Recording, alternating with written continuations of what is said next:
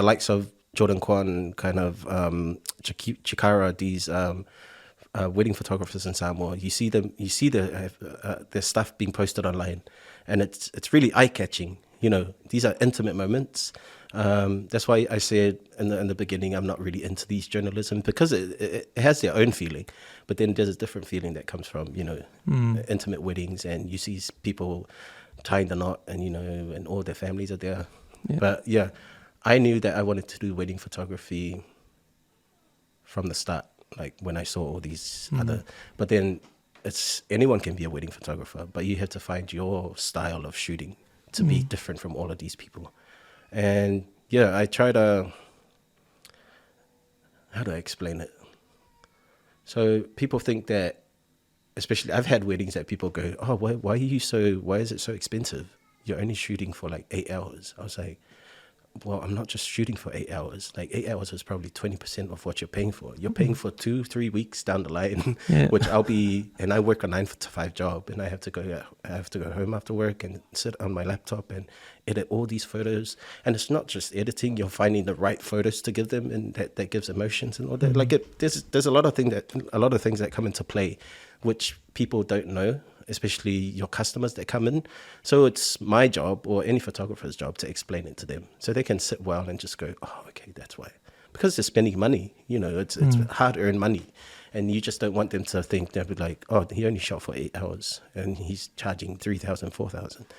But you have to explain everything else that goes behind it. And you'll be like, yeah, you're paying for this, you're paying for my time, you're paying for the equipment that I'm using, you're paying for the people that I hire to help me out, that kind of thing. And once they understand, they'll be good. They'll be like, oh yeah, that's why. Especially for a wedding, it's not just a photo, eh? Yeah, it is the memories. Like it is the memories. That's the big thing behind photography. It's the memories. That's the biggest thing. And then you see these photographers that just do it for the money. There are some, which is, it's what they do. But then it doesn't always carry on. Because if you're doing it for the money, then you're just going to get tired down the line. You'll be like, oh, I'm going to shoot a wedding again. I want the money, but I have to edit it, kind of thing. But meaningful photographers that go out there and do it from the heart, as they're going to have that for the long run, because they love what they're doing. And I guess that the quality comes out in that. Yeah. Where they, like you said, they put your heart into it, the quality will come out really good. Yeah, eh? obviously it has to. Yeah, so how many photos would you take in the 8-hour shift? Like, is it in the thousands or? Yeah, you're looking at about 2,000 up to 3,000 photos. Yeah, but to sort that out, man. Yeah, damn, that's a lot of work. Like you have to go back and sit on your laptop and just go through all these 3,000 and handpick, say 400 photos that comes in the package that you're going to give to the couple, and handpick all these 400 photos, and then you're going to tell a story out of it. Like you're not just going to pick and choose. Like you're going to get 5 photos from getting ready and then get 100 photos from the reception. Like it's not really adding up, You just have to sit there and make sure you tell a story through your photos and through your work. And once they go through it, they'll be like, oh yeah, this is what happened this time. Oh, I want to know why I laughed at the reception. And then she sees all her friends that were around them laughing together, and then probably text them and go, hey, I have this photo, but I want to know what I said at that moment that made you laugh, And that's the memories that you want, which is why it costs a lot. Because in more than 8 hours, there's all the hours you spent trying to. Oh yeah, 8 hours is just part of the 100 and 200 hours that you're going to work on these photos. The 8 hours is just what you see. Plus the hard work after that. So, is there any shots that you like thought, damn, this is the money shot right there? Like, how many of those have you had? Well, to me, a lot. I'm the type of person, I know, and I speak for these other photographers as well, because I know it happens to them as well. Every time I shoot a wedding, I shoot, look at it, I'm like, yeah, and then I keep shooting. But then at the back of my mind, I can't wait for the 8 hours to finish so I can go home and upload it on my laptop and have a look at it because it makes me excited. Yeah. I'm like, I took that photo. Shit, that looks mean as. It's just giving you a big head, but you're like, oh wow, this is what I do. And if you get that feeling and you go to work and you're like, oh, I did this, I did that, I did this, and you'll be like, oh yeah, this is what I want to do. And that's what I mean by the reason why I do photography is because I love it, and not only gives a good feeling for the customer, but it also gives a secure feeling for myself that I know what I'm doing is what I need to do and what I was meant to do. I guess that's the day, because you feed off the energy of the person you're shooting at the wedding, at the event, which is even more, it's like there's an aura about it, and then with that comes your feeling of, man, this is the best shot, this is a really good shot, and then can't wait, man. It's like, I think with you, like everything about photography you love just comes out in your work, like everything about it. Yeah. And like from deep down in your heart that that these photos that you're saying that this is the money maker, which is exactly why you do what you do. For me, I always need to have that outstanding photo that I need to do within the wedding, and as you said, it's always that's the money maker. Like that's the photo that they're gonna look at and go, oh yeah, we hired the right guy. Every photo is good, but then there's always that 1, 2, 3 photos but then it takes planning as well, way before the day. For me, when I sit down with my clients, I'll be like, you need to tell me what you want, because it's not my wedding. At the end of the day, I'm the photographer, but it's not my wedding. I can shoot it the way I want, but then if I give it to you and you don't like it, then it's all gone to waste. That's thoughtful. Yeah, it's something I came up with because, as I said, it's a learning process, and I've learned from I've done weddings that people are like, oh, we don't like this edit. Like we don't really like it. Like we like the photo, but we don't like how he edited it, like the colors and everything. So then I learned from there. I was like, every time I sit down with a couple, I'll be like, I want you to go, and I always talk straight to the girl, because the guys are only there to like, because it always happens, and it is true, because it's always the girl that wants to look good in the wedding. Some of the guys that come there and goes, I don't really mind. And then whatever goes. And then I always try to say, okay, like don't take it in another way of thinking that I'm only talking to your future wife about all of this, but I know how it goes. Guys are just there to like look good and just get over the day and get drunk, kind of thing. That the girl wants, perfect. It's something that they've dreamt about all their life, kind of thing. So you want to give it back to them.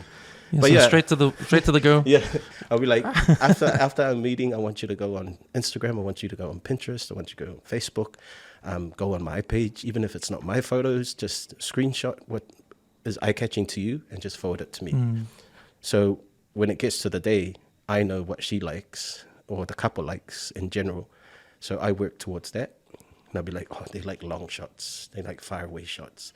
And then you get the couples that are like, oh, I'm very, I don't want, like, they got breakout on their face or stuff like that. Like something that they're not very comfortable about themselves. You can Photoshop it out. Yeah, but I try not to. Like, I also don't do that. Like, I don't really Photoshop my photos. Like, I use Lightroom, which is one of Adobe's. You know what Lightroom is, eh? Yeah. So I can Photoshop it, but then I usually tell them, I'll be like, I've had a wedding that someone told me, oh, my arms look too big. And then I go, these are the things that you're uncomfortable about. People don't really care. Like, because it's you. They see you every day. Like, if I edit it and give you skinny hands, people are going to say, nah, that's fake. Just like that. And that's not what you want. And that's not what my work, and that's not what I want my work to stand for. Like giving, I can do it if I was a fashion photographer. That's fine, which is the plan for the next 5 years. But for a wedding, like you want it to be intimate. You want it to be real. These are the people that, they're going to look at you and they'll be like, oh, it's so nice. Because they're not going to look at your hands. They're not going to be like, oh, she's got fat hands. No, they're just going to say, oh, it's a nice photo. But they're going to remember the memories that they had on that day, on your wedding. So don't worry about that. With the service you provide with the consulting them before the Yeah. time, and then is there a difference between? I know you worked at the resorts, and because you're familiar with the setting and all that. When you have to go for a setting you're not familiar with, how much research do you go into that? Like, so I usually, because Samoa is such a small country, you can drive to Kua or whatever. So I when I tell them to give usually couples come with their location, which is good. So if they come with their location, I usually drive out to it prior to the wedding day.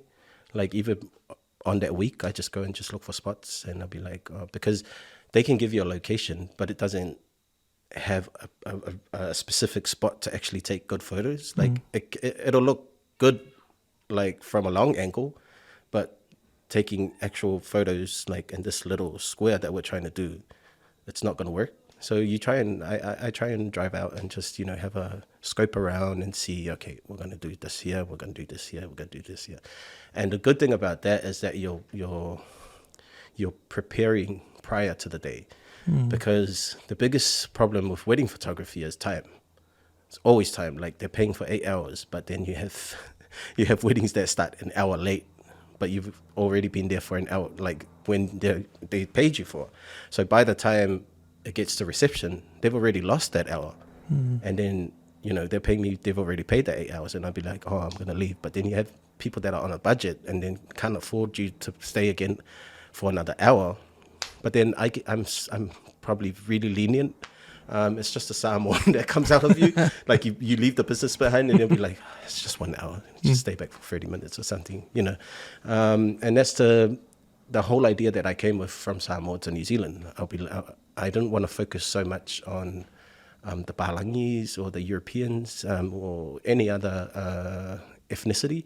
I wanted to focus on the Polynesians because you need to give, photography is expensive, but you had to give some leniency in terms of, for me, it's better to make money than no money at all.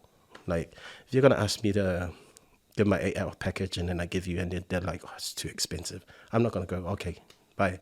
I'm a businessman. I'm going to sit there and go, okay, you tell me how much your budget is, and we're going to work around that. And then they'll be like, oh, we can only afford this. And I'll be like, okay, give me an hour or two. I'm going to sit here and just rework all this package and see what I can take out and put in to cater for what you're going to give me.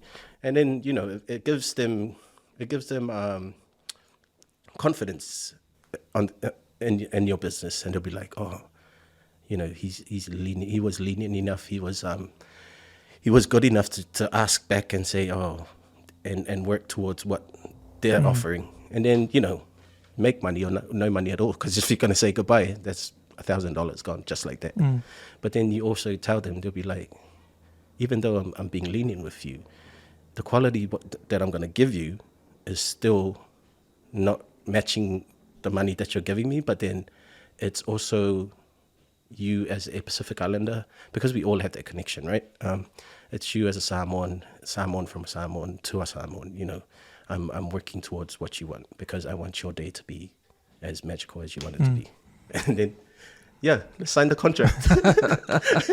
And that's the thing that some people miss from the business side of things, is that is that they don't have much leniency on their customers, because they've built a company for 20 years and no, what we say goes. This is what we want. We're not. But you have to go back and forward with people, and just because these are the people that are gonna bring more business into you. It's not just you're taking a wedding for that day. You're taking photos for this couple that would know another couple. They'll be like, oh, he took nice photos of me of our wedding. You should hire him. That kind of thing. So you have to think more down the road than just up the street kind of thing.